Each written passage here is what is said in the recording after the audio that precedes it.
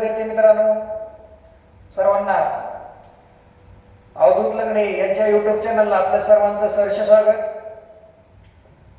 तर या ठिकाणी आपण आज मराठी ह्या विषयावरचा टॉपिक वाक्य पृथक्करण हा घेऊन आलेलो आहोत आणि त्याच्यावर पडलेले मागील परीक्षेमध्ये प्रश्न। तर या ठिकाणी सगळ्यात महत्त्वाचं, जर मी शिकवलेलं आपल्याला आवडत असेल तर आपण माझ्या लेक्चरला लाईक करा, शेअर करा आणि चॅनलला सबस्क्राइब करायला विसरू नका आणि जास्तीत जास्त लोकांपर्यंत हे चॅनल पोहोचवा। कारण का मी शिकवलेलं हे जास्तीत जास्त लोकांपर्यंत पोहोचावं आणि जास्तीत जास्त विद्यार्थ्यांना त्याचा फायदा व्हावा, हा त्या पाठीमागचा उद्देश आहे। तर लागलीच आपण आपल्या विषयाकडे वळूया। बघा, या ठिकाणी तुम्हाला स्क्रीनवर पहिला प्रश्न दिसतो आहे, काय म्हटलंय? वाक्य पृथक्करण म्हणजे नेमकं काय? वाक्य पृथक्करण कशाला म्हणतात? आता या ठिकाणी वाक्य, मग वाक्य पूर्ण अर्थाचे बोलणे म्हणजे वाक्य होय। वाक्य शब्दाची व्याख्या काय सांगता येते? पूर्ण अर्थाचे बोलणे म्हणजे वाक्य होय। किंवा एक किंवा एकपेक्षा अधिक शब्दांच्या समुच्चयाला जर अर्थ प्राप्त जर होत असेल तर त्याला आपण काय म्हटलेलं आहे? वाक्य म्हटलेले आहे। मग या ठिकाणी वाक्याचं अर्थानुसार, क्रियापदाच्या अर्थानुसार स्वार्थी वाक्य आहे, आज्ञार्थी वाक्य आहे, विधेयर्थी वाक्य आहे, संकेतार्थ वाक्य आहे। आणि वाक्याच्या रचनेवरून सुद्धा वाक्याचे प्रकार पडलेले आहेत। एक केवल वाक्य आहे, संयुक्त वाक्य आहे, मिश्र वाक्य। केवल वाक्य, संयुक्त वाक्य, मिश्र वाक्य वाक्याच्या रचनेनुसार पडणारे प्रकार आहेत। वाक्याच्या अर्थानुसार जर म्हटलं स्वार्थी वाक्य आहे, त्यासोबतच आज्ञार्थी वाक्य आहे, त्यासोबतच विधेयर्थी वाक्य येतं, त्यासोबतच संकेतार्थी वाक्य येतं। मग वाक्य बनत असताना वाक्यामध्ये कर्ता असतं, कर्म असतं आणि क्रियापद असतं। मग या ठिकाणी वाक्यामध्ये कर्ता, कर्म आणि क्रियापद म्हणून काय बनलेलं असतं? वाक्य बनलेलं असतं। कधी कधी वाक्यामध्ये कर्ता आणि क्रियापद सुद्धा आलेलं असतं आणि कधी कधी नुसतं क्रियापदाने सुद्धा वाक्य बनलेलं असतं। तर म्हणतात सर नुसतं क्रियापदाने वाक्य बनतं का? अरे बनतं वाक्य। इंग्लिशमध्ये वाक्य बनतं आणि मराठीमध्ये सुद्धा नुसतं क्रियापदाने वाक्य बनतं। नुसतं आपण जा जर म्हटलं जा, आपण नुसतं जा म्हटलं तर जा हा एकच शब्द आहे पण तो क्रियापद आहे। पण या ठिकाणी या वाक्यामध्ये अर्थ दडलेला आहे। एक जा, जा म्हणजे तो इथून जा, निघून जा। मग या ठिकाणी बघा, जा हे काय शब्द दिसतो तुम्हाला, पण ते काय आहे? त्याच्यामध्ये अर्थ दडलेला आहे। ते क्रियापद आहे। मग क्रियापद वाक्यामध्ये एकटं जरी आलेलं असलं तर ते वाक्यामध्ये अर्थ या कन्सेप्टने सुद्धा आलेलं असतं। मग कधी कधी वाक्यामध्ये आता समजा असं जर म्हटलं मी पडलो असं जर म्हटलं तर या वाक्यामध्ये मी करता आलेला आहे, पडलो हे क्रियापद आलेलं तुम्हाला दिसतं। किंवा या ठिकाणी असं वाक्यामध्ये जर लिहिलं मी तर पोपट पेरू खातो असं म्हटलं, पोपट पेरू खातो असं जर म्हटलं तर या वाक्यामध्ये पोपट करता आलेला आहे, पेरू कर्म आलेले आहे, खातो हे क्रियापद आलेले आहे। म्हणजे वाक्य कर्ता, कर्म आणि क्रियापद बनलेलं असतं। वाक्य हे कर्ता आणि क्रियापदाने बनलेलं असतं आणि कधी कधी वाक्य हे क्रियापदाने सुद्धा बनलेलं असतं। मग ते वाक्य जे आहे ते वाक्य नेमकं कशापासून बनलेलं आहे? त्या वाक्यातलं घटक वेगवेगळे फोडून दाखवणे म्हणजे त्याला पृथक करणे। पृथक करणे म्हणजे वेगवेगळे करणे। त्या ठिकाणी पृथक करण म्हटलंय ना, पृथक करणे, पृथक करणे या शब्दाचा अर्थ होतो वेगवेगळे करणे, वेगवेगळे करणे। पृथक करणे म्हणजे वेगवेगळे करणे। म्हणजे वाक्यामध्ये आलेले जे शब्द येतात हे काय करायचे? वेगवेगळे करायचे। पृथक करणे म्हणजे काय करणे? वेगवेगळे करणे।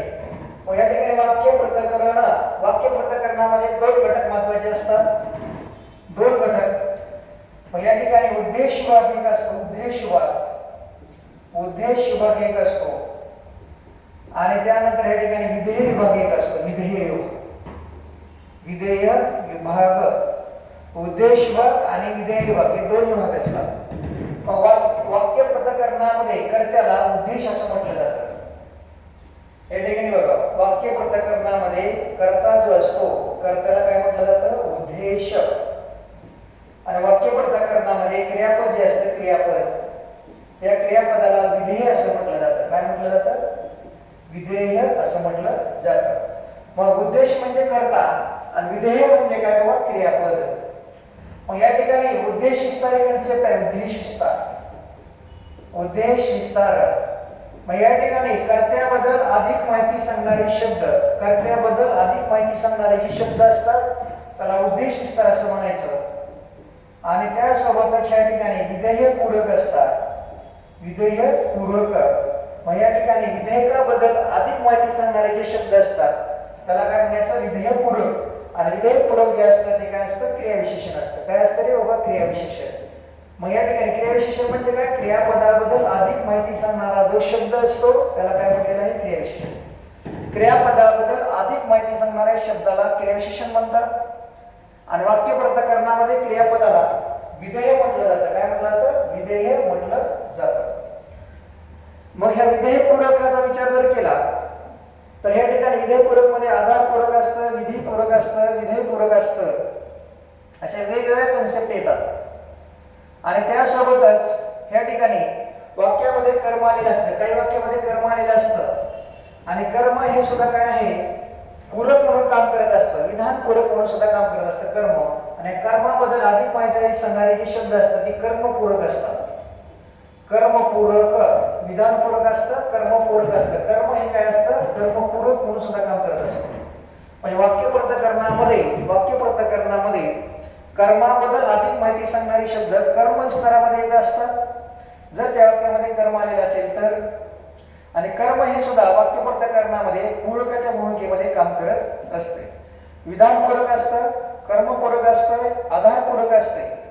अशा वेगवेगळे कन्सेप्ट आपल्याला वाक्य प्रकरणामध्ये सांगता येतात. फक्त इथं बेसिक लक्षात काय ठेवायचं, वाक्य प्रकरणामध्ये कर्त्याला उद्देश म्हटलं जातं, त्यासोबतच क्रियापदाला विधेय म्हटलं जातं. कर्त्याबद्दल अधिक माहिती सांगणारे जे शब्द असतात त्याला उद्देश विस्तार म्हणायचं. आणि विधेय पूरक म्हणजे काय, क्रियापदाबद्दल अधिक माहिती सांगणारे जे शब्द असतात म्हणजे क्रियाविशेषण. क्रिया कोठे घडली, केव्हा घडली, कशी घडली, किती वेळा घडली, ह्या सगळ्या प्रश्नाची उत्तरे म्हणजे काय असतं बाबा, क्रियाविशेषण असतं. मग या ठिकाणी बघा तुम्हाला बेसिक कन्सेप्ट सगळ्या सांगितलेले आहेत मी. आपण आपल्या मुख्य विषयाकडे वळूया. आता वाक्य प्रकरण म्हणजे काय, पहिला पण यामध्ये दोन वाक्य वेगवेगळी करणे, दोन वाक्य शुद्ध करून पुन्हा लिहिणे, दोन वाक्य एकमेकांना जोडणे, वाक्यातील शब्दांचा परस्पर संबंध स्पष्ट करणे. बघा पृथक करणे, तुम्हाला मग सांगितलं पृथक करणे या शब्दाचा अर्थ वाक्प्रचार सुद्धा आहे. परीक्षेत मेन्सला इथं प्रश्न विचारला, पृथक करणे म्हणजे वेगळे करणे, पृथक करणे वेगळे करणे. मग वाक्यातील शब्दांचा परस्पराशी असलेला संबंध काय करायचा, वेगवेगळा करून दाखवणे म्हणजे त्याला काय म्हणले, पृथक करणं असं म्हणले. वाक्यातील शब्दांचा परस्पराशी संबंध स्पष्ट करणे म्हणजे त्याला काय म्हटलं जातं, वाक्य प्रकरण म्हटलं जातं. तर पुढच्या विषयाकडे वळू. पुढच्या विषयाकडे म्हणजे पुढल्या प्रश्नाकडे जाऊया. प्रश्न काय म्हणते बघा, कारण वाक्य प्रकरण हा खूप टॉपिक महत्वाचा परिचय असेल. शब्दाच्या चांदण्यात गुलमोहर मोहक दिसतो. ह्या अधोरेखित शब्द आहेत, अधोरेखित शब्द आहेत म्हणजे पर्यायपैकी उद्देश विस्तार, विधेय आणि विधेय विस्तार किंवा विधेय विस्तारक त्याला म्हटलं जातं. बघा पहिल्यांदा वाक्यामधला कर्ता शोधा. बघा शब्दाच्या चांदण्यात गुलमोहर मोहक दिसतो. या ठिकाणी दिसणारा कोण आहे, गुलमोहर. दिसणारा कोण आहे, गुलमोहर. आणि गुलमोहर हा वाक्यामध्ये काय येतो रे, कर्ता. आणि कर्ता म्हणजे त्याला काय म्हटलेलं आहे, उद्देश. वाक्य प्रकरणामध्ये काय म्हटलेलं आहे, उद्देश.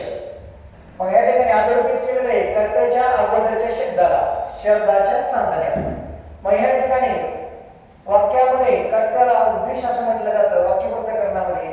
आणि उद्देशाबद्दल अधिक माहिती सांगणारे जे शब्द असतात काय असतात, उद्देश विस्तारक असतात. काय असतात, उद्देश विस्तारक. उद्देश विस्तारक किंवा त्याला उद्देश विस्तार असं म्हणतात. मग ह्या मोहक दिसतो कधी, शरदाच्या चांदण्यात.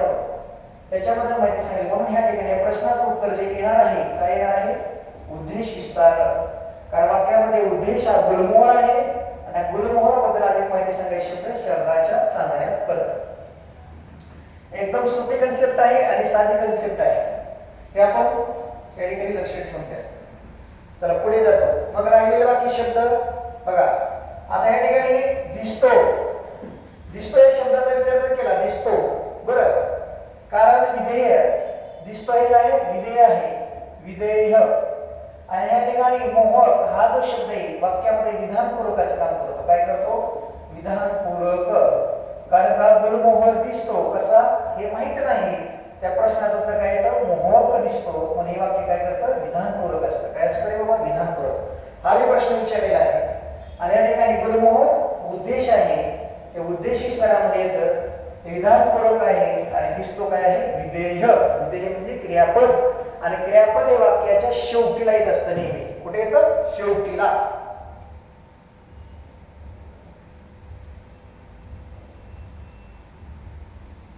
प्रश्न एकदम तुमच्या समोर दिसतोय. काय म्हणतोय प्रश्न? वाघाच्या डरकाळीने सारे जंगल दणाणून गेले, अचूक विधेय ओळखा. वाघाच्या डरकाळीने सारे जंगल दणाणून गेले असा प्रश्न दिसतोय तुम्हाला. मग या ठिकाणी सगळ्यात महत्वाचं विधेय वगैरे सांगितलं. विधेय वाक्य प्रकरणामध्ये विधेय म्हणजे काय असतं रे बाबा? क्रियापद. विधेय म्हणजे काय? क्रियापद. क्रियापद वाक्याचा अर्थ दर्शवणारा आणि वाक्यातील क्रिया पूर्ण करणारा जो शब्द असतो त्याला क्रियापद असं म्हटलेलं आहे. वाक्यातील क्रियेचा बोध करून देतो आणि वाक्याचा अर्थ पूर्ण करतो त्याला काय म्हणतात? क्रियापद. आणि वाक्य प्रकरणामध्ये क्रियापदाला काय म्हणायचं? विधेय म्हणायचं. विधेय. आणि क्रियापद हे नेहमी वाक्याच्या शेवटीला येत असतं. काही वाक्यामध्ये मध्ये येतं, अन्यथा ते वाक्याच्या शेवटी नसतं. मग काय येतं? वाक्य दणाणून गेले. पर्याय कुठे दिसतंय का बघा? वाघाच्या डरकाळीने सारे जंगल दणाणून गेले, आणि त्यानंतर सारे जंगल आणि दणाणून गेले. दणाणून गेले या ठिकाणी काय दिसतं तुम्हाला? विधेय दिसतं. मग या ठिकाणी दणाणून गेलेले काय? जंगल. हे जंगल जे आहे हे वाक्यामध्ये काय येतं? कर्ता म्हणून येतं. कर्ता. आणि कर्ता म्हणजेच काय म्हटलेलं आहे त्याला?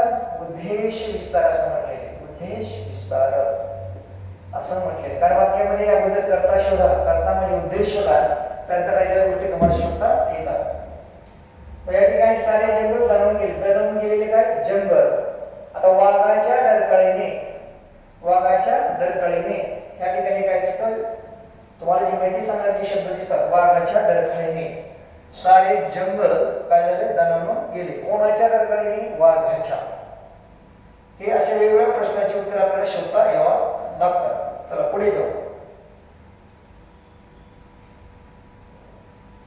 बघा, मी त्याला खूप समजावले परंतु त्याने ऐकले नाही. ह्या वाक्यातील काय ओळखायचं आहे? विधेय ओळखायचं आहे. बघा, मी त्याला खूप समजावले, मी त्याला खूप समजावले परंतु त्याने ऐकले नाही. संयुक्त वाक्यातील काय ओळखायचं? विधेय ओळखायचं. विधेय. आता मला आता सांगितलं मी विधेय म्हणजे काय रे बाबा? क्रियापद. क्रियापद हे कुठे असतं? वाक्याच्या शेवटीला येत असतं. कुठे असतं? वाक्याच्या शेवटीला. मग या ठिकाणी बघा, त्याने खूप, मी त्याला खूप समजावले. समजावले हे काय दिसतं? विधेय दिसतं पहिल्या वाक्यात. त्याने ऐकले नाही. आता ऐकले नाही हे जे आहे हे काय येतं तुम्हाला? विधेयमध्ये येतं. या ठिकाणी ऐकणारा कोण आहे? त्याने. त्याने वाक्यामध्ये उद्देश दिसतोय तुम्हाला. मग पर्यायामध्ये बघा पुढे दिसतोय का? मी त्याने, मी समजावले, त्याने नाही समजावले आणि ऐकले. आता या ठिकाणी बघा, इथे समजावले आणि त्यानंतर ऐकले. त्याने ऐकले नाही. या ठिकाणी टाईप करत असताना इथे नाही राहिलेलं असेल. नाही. विधेय म्हणजे काय? क्रियापद. क्रियापद हे वाक्याच्या शेवटीला येत असतं. मग आता मी आणि त्याने हे उद्देश स्तरामध्ये येतात. सॉरी, उद्देश येते दोन्ही. मी आणि त्याने काय समजावले? कोणाला समजावले? मीला. हे वाक्यामध्ये काय आहे? उद्देश आहे. आता मी हे उद्देश आहे आणि समजावले हे काय दिसतं? विधेय दिसते. त्यानंतर त्याने हे काय? उद्देश आहे आणि नाही हे काय दिसतं? विधेय दिसते. त्यामुळे प्रश्नाचं उत्तर काय आहे? पर्याय क्रमांक 2 येणार आहे. पर्याय क्रमांक 2. कारण तुम्ही जोपर्यंत एखाद्या वाक्याचं ऍनालिसिस करत नाही तोपर्यंत तुम्हाला वाक्य कळणार नाही. सगळ्यात महत्त्वाचं वाक्यामध्ये कर्ता आणि कर्म शोधता येणं गरजेचं असते. प्रश्न काय म्हणतोय बघा, स्क्रीनवर दिसतोय प्रश्न तुम्हाला. शिवाजी महाराज छत्रपती झाले. आता या वाक्यातील छत्रपती हा शब्द कोणतं कार्य करतो? कोणते कार्य करतो? मग या ठिकाणी बघा, विधीपूरक, कर्मपूरक, आधारपूरक आणि यापैकी नाही. आता सगळ्यात महत्वाचं, आता या ठिकाणी झालेले कोण आहेत? छत्रपती शिवाजी महाराज. हे वाक्यामध्ये उद्देश आहे. हे वाक्यामध्ये काय आहे? उद्देश आहे, म्हणजे वाक्याचा कर्ता आहे. आणि झाले, शिवाजी महाराज झाले, वाक्याचा अर्थ पूर्ण व्हायला नाही का? अजिबात नाही. जर वाक्याचा अर्थ पूर्ण होत जर नसला तर तो वाक्याचा अर्थ पूर्ण करण्यासाठी एखाद्या शब्दाची गरज असते. तो जो शब्द असतो वाक्यामध्ये आलेला तो विधानपूरक असतो. काय असतो रे? विधानपूरक असतो. आणि विधानपूरकालाच काय म्हणायचं? विधीपूरक म्हणायचं. विधानपूरकाला काय म्हणायचं? विधीपूरक म्हणतात. मग या ठिकाणी दोन्ही शब्दाचा अर्थ एकच असतो. मग आता या ठिकाणी बघा, शिवाजी महाराज झाले, काय झाले? छत्रपती झाले. मग या ठिकाणी जे प्रश्नाचं उत्तर येणार आहे, काय येणार आहे बाबा? या ठिकाणी छत्रपती हा शब्द खूप महत्त्वाचा ठरतो. म्हणून या ठिकाणी याचं उत्तर पर्याय क्रमांक 1 येणार आहे. काय येणार आहे? विधीपूरक. ते कर्मपूरक सुद्धा येत नाही, आधारपूरक सुद्धा येत नाही, हे आपल्याला माहित असू द्या. आणखीन एक उदाहरण देतो बघा इथं. आंबा निघाला. आता आंबा कसा निघाला माहित आहे का? माहित नाही. वाक्याचा अर्थ पूर्ण झाला का? नाही.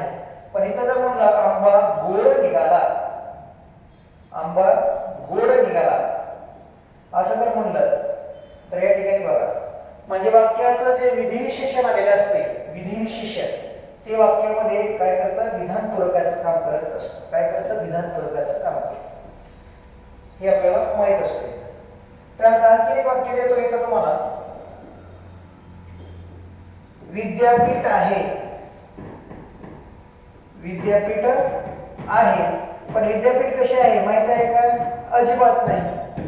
विद्यापीठ प्रसिद्ध आहे असं लिहिलं, विद्यापीठ प्रसिद्ध आहे. या ठिकाणी प्रसिद्ध, मग या ठिकाणी प्रसिद्ध शब्द असेल किंवा गोड शब्द असेल किंवा छत्रपती शब्द असेल, ही शब्द वाक्याला अर्थ पूर्ण करण्यासाठी मदत करतात. म्हणून त्यांना काय म्हटलं आहे? विधानपूरक म्हटलं आहे. वाक्याचा अर्थ पूर्ण करण्यासाठी ज्या शब्दांची गरज असते तो शब्द वाक्यामध्ये विधानपूरक म्हणून काम करत असतो. आणि कर्माशिवाय सुद्धा वाक्याचा अर्थ पूर्ण होत नसतो. म्हणून कर्म हे सुद्धा वाक्यामध्ये काय करतं? पूरकाच्या भूमिकेत असतं, विधानपूरकाच्या. म्हणून त्याला कर्मपूरक असं म्हटलं आहे. पुढचा प्रश्न बघूया आपण. वाक्यात येणारे स्थलवाचक क्रियाविशेषण काय असते? वाक्यात येणारे स्थलवाचक क्रियाविशेषण टिंब-टिंबाचे कार्य करते. टिंब-टिंबाचे कार्य करते. काय म्हणते बघूया. आधारपूरक, हे विधानपूरक, कर्म विस्तारक आणि कर्मपूरक. एक लक्षात ठेवा, वाक्य पृथक्करणामध्ये वाक्य पृथक्करणामध्ये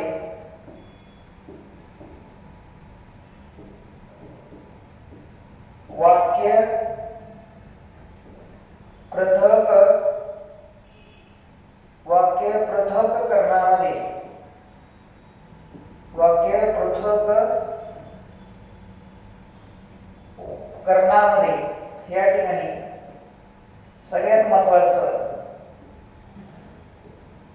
स्थलवाचक क्रियाविशेषण हे स्थलवाचक क्रियाविशेषण. स्थलवाचक क्रियाविशेषण जे असतं ते काय करतं? वाक्यामध्ये आधारपूरकाचं काम करत असतं. काय करतं? आधारपूरकाचं काम करतं. मग या ठिकाणी असं जर म्हटलं, उदाहरणार्थ सूर्य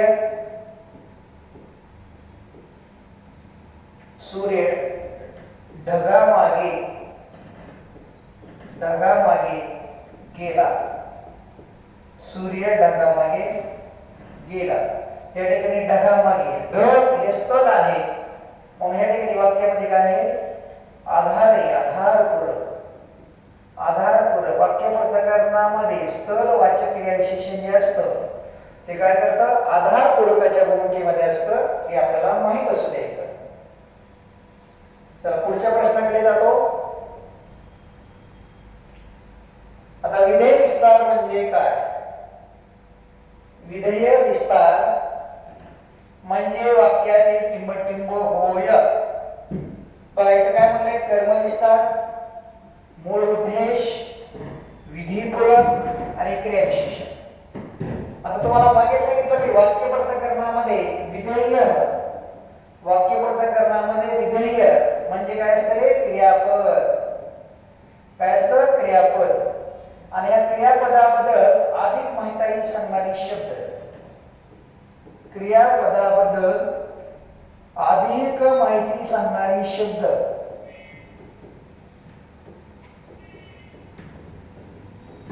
क्रियापदाबद्दल अधिक माहिती सांगणारे शब्द म्हणजे त्याला काय म्हटलं जातं, क्रियाविशेषण. काय म्हणायचं, क्रियाविशेषण, क्रियाविशेषण म्हणतात.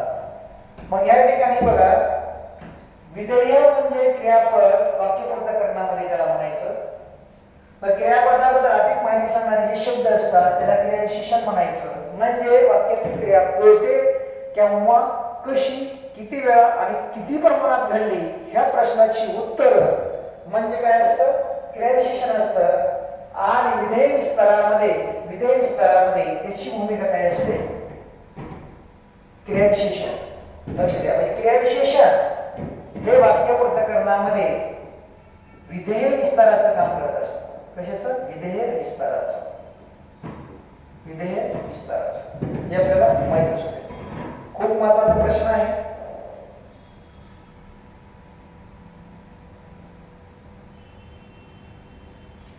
आता या ठिकाणी बघा, प्रश्न त्याच्यावरच घेतलेला आहे मी, तुम्हाला दिसून येईल.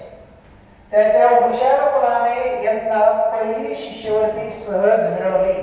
ह्या वाक्यातील उद्देश विस्तार होता. त्याच्या हुशार मुलाने यंदा पहिली शिष्यवृत्ती सहज मिळवली. आता हे वाक्य आहे. आता या ठिकाणी आपण या वाक्याची काय करूया, करूया.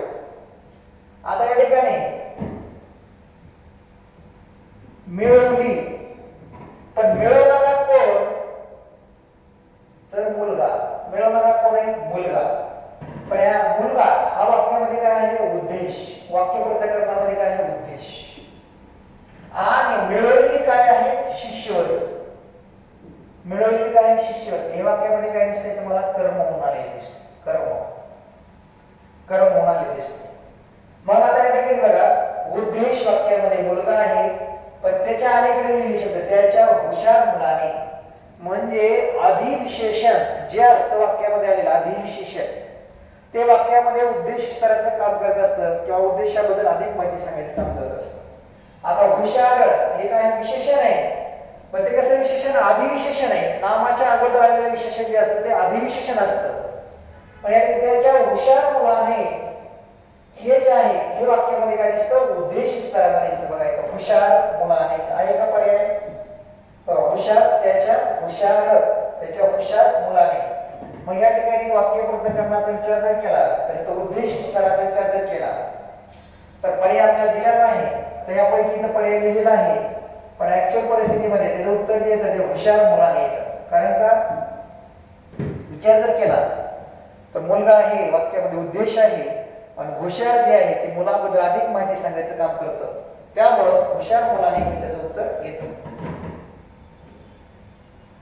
हा एक मिनिट, इथं पर्यायामध्ये थोडीशी मिस्टेक झालेली दिसते, कारण त्याच्या अलीकडे त्याच्या हा सुद्धा शब्द दिसतोय. बघा, म्हणजे आपण शोधलं ते बरोबर आहे. म्हणजे आपल्या नजर चुकीने पर्यायामध्ये सुद्धा, परीक्षेमध्ये उत्तर लिहित असताना सुद्धा, अचूक उत्तर माहित असताना सुद्धा आपण काय करतो, दुसरं पर्यायाचं उत्तर लिहितो. आणि हे आपण टाळलं पाहिजे. की जसं बघा, आता मी त्याच्या हुशार मुलाने हा पर्याय पाहिलाच नाही म्हणून उत्तर काय केलं, 2 केलं. पण एक लक्षात ठेवा, या ठिकाणी उत्तर लिहिणारे जे आहे त्याच्या हुशार मुलाने, हा पर्याय क्रमांक 1 चं उत्तर येणार, त्याच्या हुशार मुलाने.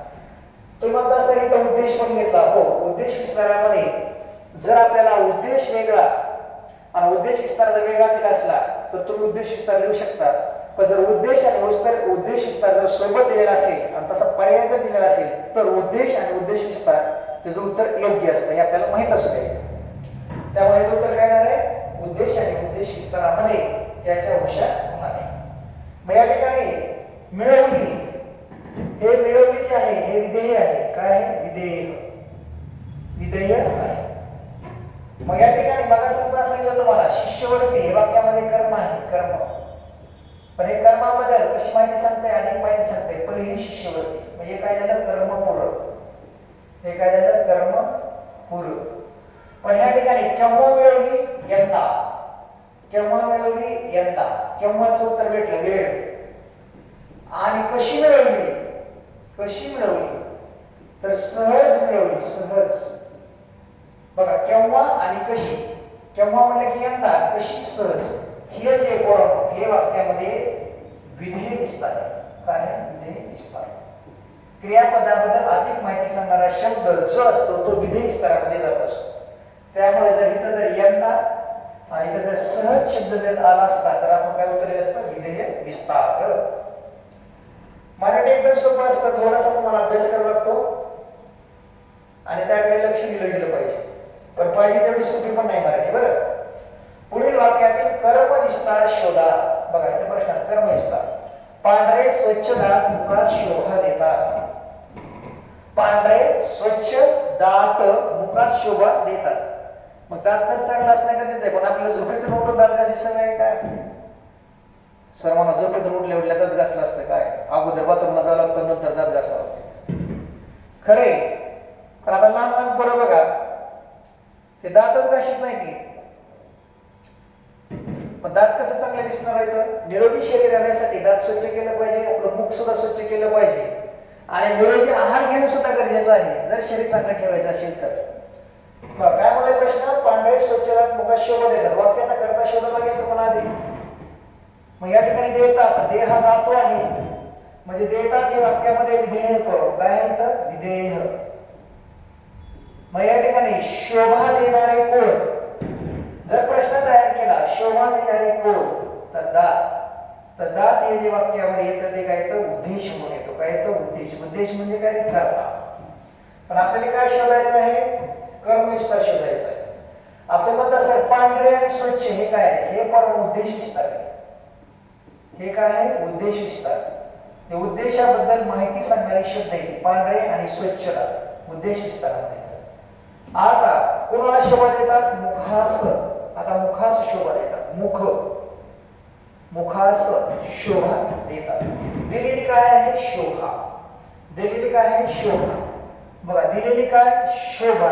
हे जे काय येतं वाक्यामध्ये कर्म येतं. बरोबर, काय येतं, कर्म. आणि या ठिकाणी मुखास हा जो शब्द येतोय हा, हे वाक्यामध्ये काय येतं रे बाबा,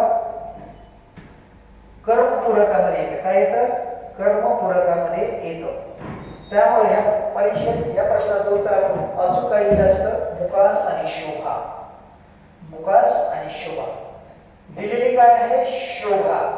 शोभा या वाक्यामध्ये कर्म आहे आणि त्या कर्माबद्दल अधिक माहिती सांगणारा शब्द कुठला आहे, मुखास.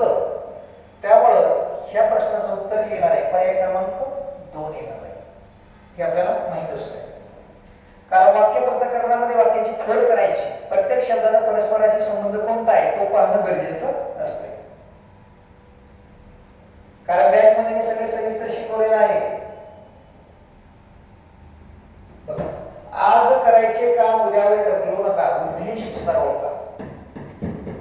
उद्देश विस्तार. आज करायचे काम उद्यावर ढकलू नका. पण अगोदर वाक्याचा उद्देश ओळखा. उद्देश. तर आपल्याला तर लय सवय असते, आजचं काम उद्यावर ढकलायचं, उद्या करू, बघू, ठेवू. बघा, उद्यावर ढकलू नका. उद्यावर ढकलू नका. पण काय ढकलायचं नाही, काम. उद्यावर ढकलू नका पण काय ढकलायचं नाही. ह्या प्रश्नाचं उत्तर काय भेटतं, काम. म्हणजे काम जे आहे वाक्यामध्ये उद्देश आहे, उद्देश, त्यालाच करता म्हटलेलं आहे. आणि या ठिकाणी ढकलू नका हे वाक्यामध्ये विधेय येतं, विधेय, विधेय. आणि मग आता या ठिकाणी उद्देश शोधला आपण, काम. मग आता उद्देश विस्तार. उद्देश विस्तार म्हणजे काय, उद्देशाबद्दल अधिक माहिती सांगणारा जो शब्द असतो तो उद्देश विस्तारामध्ये येत असतो. मग आता उद्देश विस्ताराबद्दल अधिक माहिती सांगणारा शब्द आज करायचे काम. आज करायचे काम हे जे आहे कशाबद्दल माहिती सांगतोय, काम या शब्दाबद्दल माहिती सांगतोय. त्याच्यामुळं ह्या प्रश्नाचं उत्तर येणार आहे आज करायचे काम उद्यावर ढकलू नका. कारण ते काम ह्या शब्दाबद्दल अधिक माहिती सांगायचं काम करतं. म्हणून ह्या ठिकाणी याचं उत्तर देणार आहे आज करायचे. हे काय आहे? उद्देश विस्तार आहे. उद्देश विस्तार हे आपल्याला माहित असते.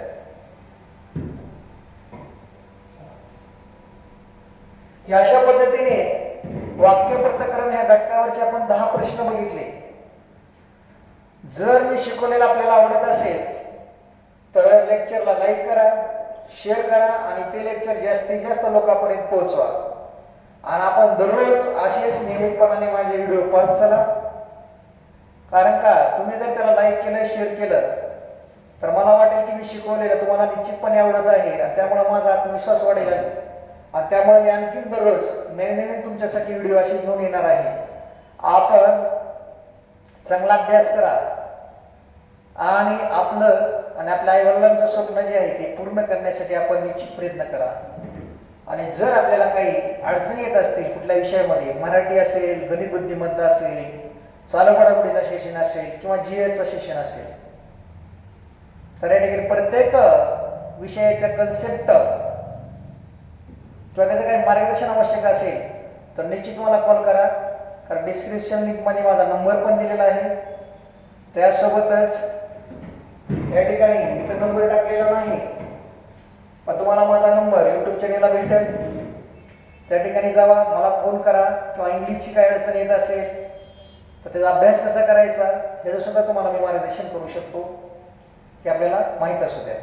असेच नवीन नवीन व्हिडिओ पहा, लाईक करा, शेअर करा. या ठिकाणी थांबतो. थँक्यू, धन्यवाद. जय हिंद, जय महाराष्ट्र.